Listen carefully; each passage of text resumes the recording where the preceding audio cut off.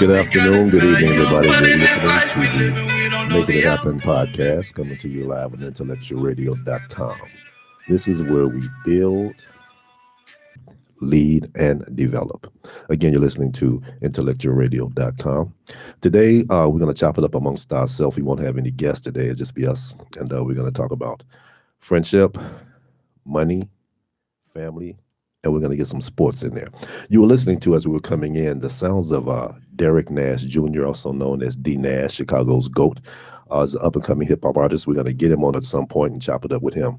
So, fellas, again, I'm one of the hosts. I'm Lennox Blue, and other hosts are gentlemen. Leonard Ringo. Art Richards. Dwayne Sappho.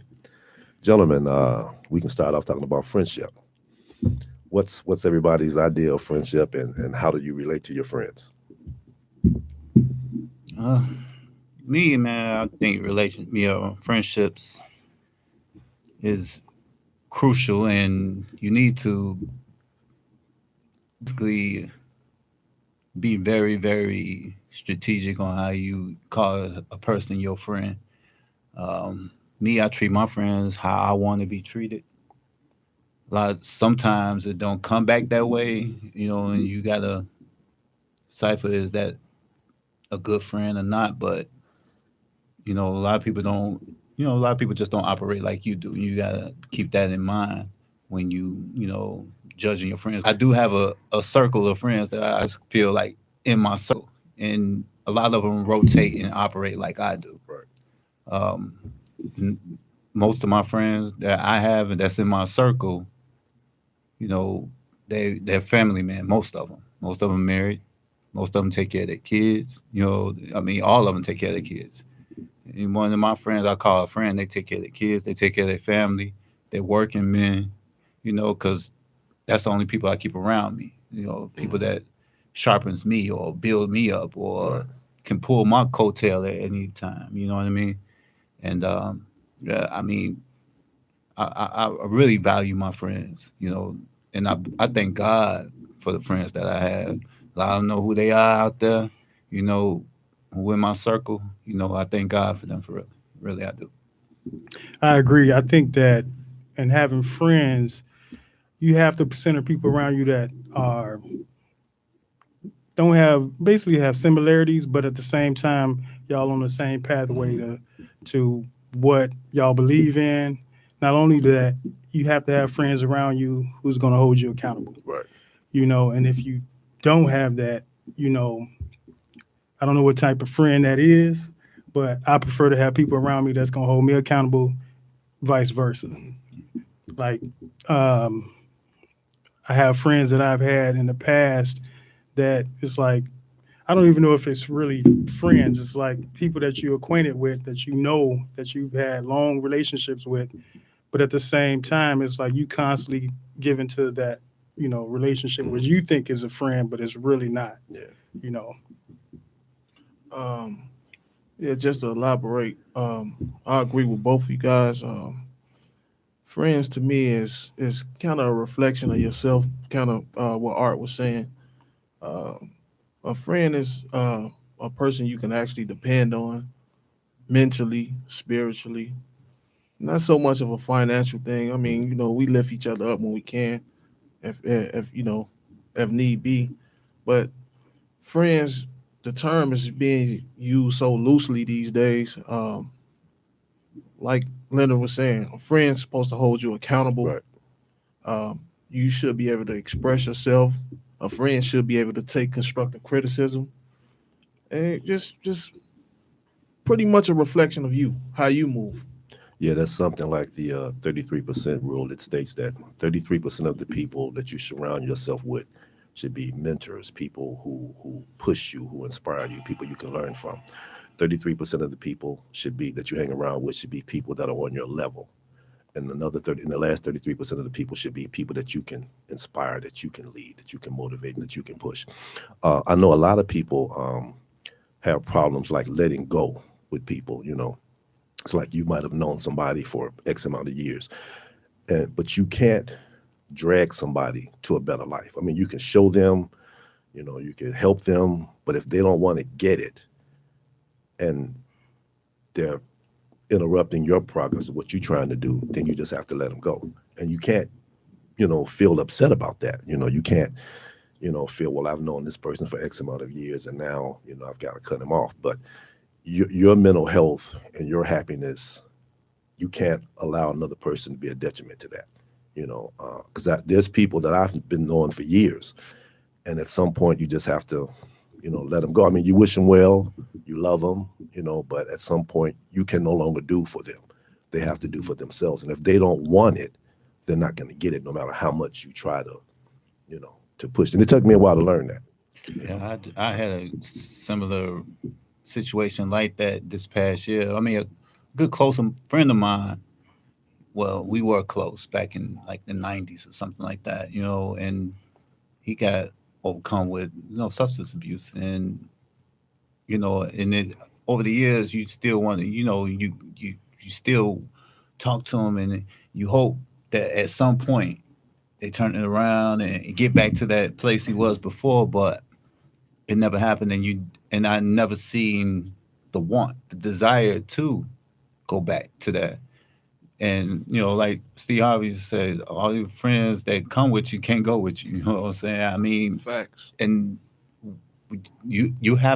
sometimes you outgrow your friends. Mm-hmm. I mean, sometimes you outgrow them mentally, you know what I'm saying? Spiritually, you outgrow them, to the point where, everything, it gets to a point sometimes where certain conversations just irk you now. You know what I'm saying? Right. Are you still talking about this? You know what I'm saying? Yeah. Or the conversation doesn't do anything for you. Like, at this point in my life, my time is valuable. You know what I'm saying? And I have conversations with people on the phone all the time. But a lot of times those conversations are beneficial. Right. I'm learning something or I'm giving out something, useful to them. You know what I'm saying? I think, just like I said, man, I think you're right. Sometimes it's hard to let go. And I had to let him go. You know what I mean? And hopefully one day he will turn around and come back. If not, like you said, I wish you well. Right. I think that everybody struggles with that let go Yeah. because, in fact, I mean, it's just hard, when you know the type of character that you carry and the type of people that you are, and to actually know a person for plus 20 years, you want the best for them as if yourself. So sometimes as friends, you have to reexamine the friends that you have around you also, and it's just a growth process. You look and you see, hey, how has this person grown in the past 5 years? I got some friends that I don't have to talk to for a year. And I call them on the phone. It's like we was hanging out yesterday. Right. Mm-hmm. Those are true friends, Yes. Because there's no judgment. It's like, man, bro, how you doing? Everything good? You need anything? Right. And those are the type of friends that you want around you. Those are friends that are impactful. I want to send a shout out to Glenn from the Philippines. Glenn is a good friend. Yeah, Glenn's a good guy. Glenn is a good guy. So yeah, but you're right, man. I mean, I've been knowing this brother over here, Leonard, for over 20 years now. 20 years, 20 And plus. I mean, 20 years ago, this wasn't that brother. You know what I'm saying? Right. I mean, No, sir. He, I mean, doing all types of wild stuff. You know what I mean? According to me too, 20 years ago. Right. But over these years, Right. we've grown. You know what I'm saying? And people. I mean, really, sometimes we'll go back to our old friends or whatever, and they consider us acting funny or something. You know what I'm saying? No, this is not me acting funny. This is me grown. I'm glad You you touched on that. I'm growing. I'm growing up. I don't operate the same way I did 20 years ago. I got more responsibility now. Right. The things I did back in 20 years ago was jeopardizing some of my life, some of my things in my world at that time. Right. My job or my family.